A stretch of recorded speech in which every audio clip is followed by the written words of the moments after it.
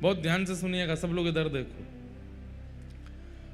अन्य क्षेत्र में किया गया पाप, अन्य क्षेत्र किसको कहेंगे? जो तीर्थ नहीं है उसको अन्य क्षेत्र कहते हैं। जो हमारे शहर हैं जहां हम लोग रहते हैं वो सब अन्य क्षेत्र हैं। वहां किए गए पाप, और अन्य क्षेत्र में कई बार हमारे शहर भी तीर्थ होते हैं। अब जैसे जयपुर है, जयपुर तो तीर्थ ही है, वहां साक्षात गोविंद देव जी, गोपीनाथ जी, मदन मोहन जी, राधा विनोदी लाल जी सब बैठे हैं। जयपुर को आप कैसे एक शहर कह सकते हो? वो तो तीर्थ ही है, गुप्त वृंदावन है।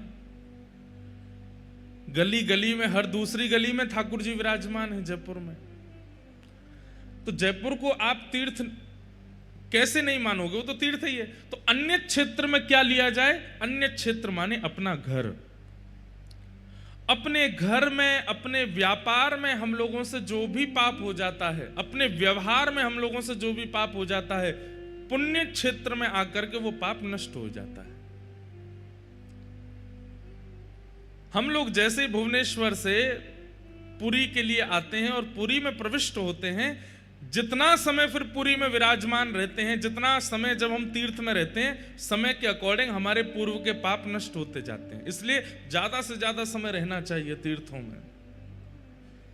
लेकिन तीर्थ क्षेत्रे कृतम पापम वज्रलेपो भविष्यति, अगर किसी व्यक्ति ने तीर्थ क्षेत्र में पाप कर दिया तो कहते हैं उसका पाप पत्थर के समान हो जाए, उसको कोई नहीं मिटा सकता। पर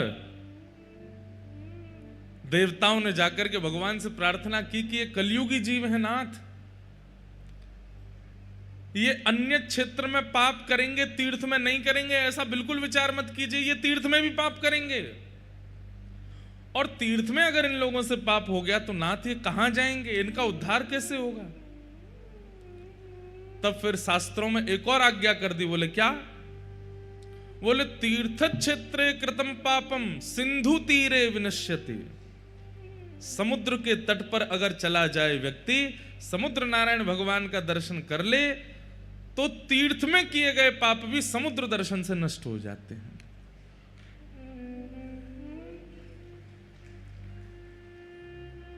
देवताओं के मन में आया, कलिकाल में सबसे ज्यादा पाप समुद्र के तट पे ही होंगे। खा रहे हैं, पी रहे हैं, नाच रहे हैं, उल्टे सीधे काम कर रहे हैं, पड़े हैं समुद्र के तट पर। बोले जब समुद्र के तट पर ही पाप हो रहे होंगे फिर कहां जाएंगे ये लोग?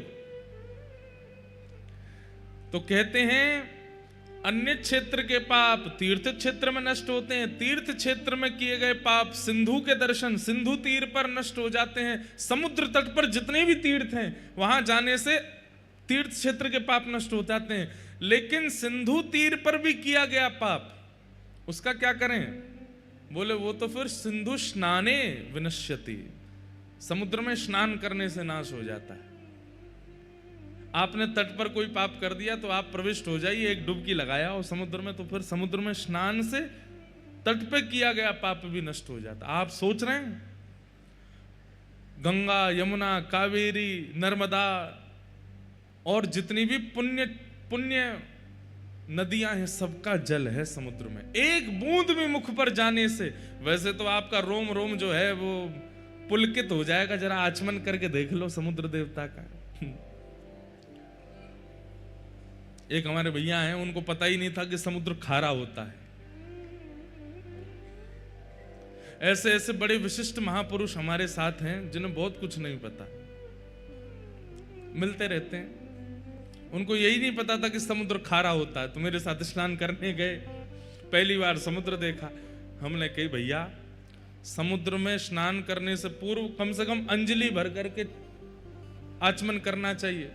नदी में तो केवल एक हाथ से करना चाहिए, पर ये तो समुद्र है, यहाँ तो पूरा अंजलि भर के जितना जल आ जाए बिल्कुल ऐसी कस के करना, एक बूंद भी नहीं गिरो, पूरा पी जाना। उन्होंने अंजलि भरी महाराज ऐसे, और जैसे ही पान किया ऐसा लगा मानो 440 का किसी ने करंट लगाया हो।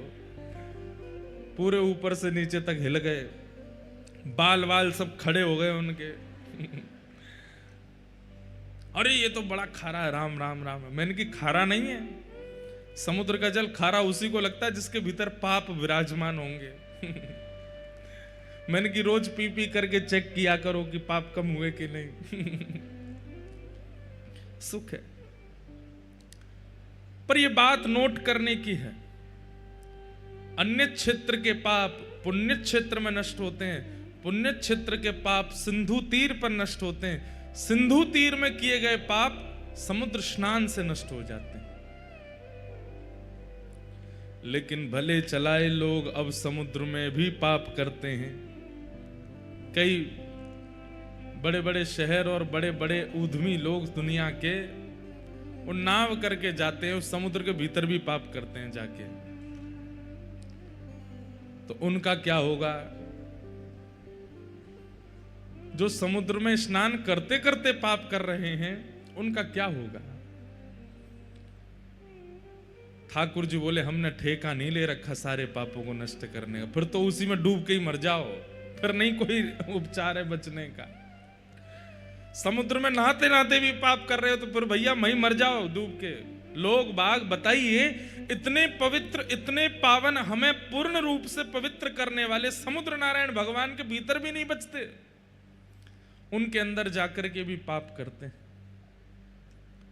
और कहां तक कहें, परम पावन श्री महोदधि महाराज समुद्र नारायण भगवान के भीतर रहने वाले जीव जंतुओं को पकड़ पकड़ करके मार के खा जाते हैं। एक तो इतना खतरनाक जीव होता है, उसके दो हाथ इतने नुकीले होते हैं कि वो पकड़ ले तो महाराज छोड़े नहीं, उसको भी खा जाते हैं लोग। मानव कितना भयंकर हो गया है भैया। आपको पता है आजकल भूत प्रेत नहीं है दुनिया में, क्यों? क्योंकि मानव ही भूत बन गए हैं। भूतों को भी हमसे डर लगता, भाग जाते हैं, बोले कि भाई हमसे ज्यादा खतरनाक तो ये हैं, हम तो फिर भी इंसानों को परेशान करते हैं, ये तो जानवरों को भी नहीं छोड़ते। और जानवरों में भी ऐसे खोज खोज के जानवर लेके आते हैं, इनको भी खा के देखो, इनको भी पा के देखो कैसे लगेंगे। अब तो नवरात्रि है, बेचारे जानवर साल भर इसी की प्रतीक्षा करते होंगे कब नवरात्रि आए, हमारी जान बचेगी। पर कितने दिन बचेंगे? 9 दिन बाद तो जो आनंद मना रहे हैं, आज से नवरात्रि में उत्सव होता है, कई जानवर नाचते हैं, अब 9 दिन तो नहीं मरेंगे, लेकिन 10वें दिन खोज लिए जाएंगे। पहले तो फिर भी थोड़ा बहुत ही तड़का लगना था, 10वें दिन तो 9 दिन के प्यासे भूखे हैं ना, डबल बटर डालेंगे और ये झोंक के मिर्च डाल के उनको तड़पा करके फिर खाएंगे। कितना खतरनाक है मानव।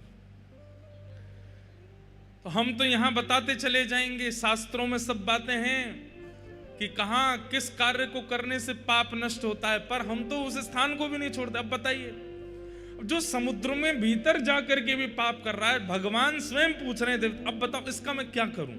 ये समुद्र के भीतर भी नहीं छोड़ रहे हैं, इनके लिए मैं क्या उपाय बनाऊं? बोले इनको तो एक ही उपाय है, ये जब तक समुद्र में डूब के नहीं मरेंगे तब तक इनका पाप क्षीण नहीं होगा।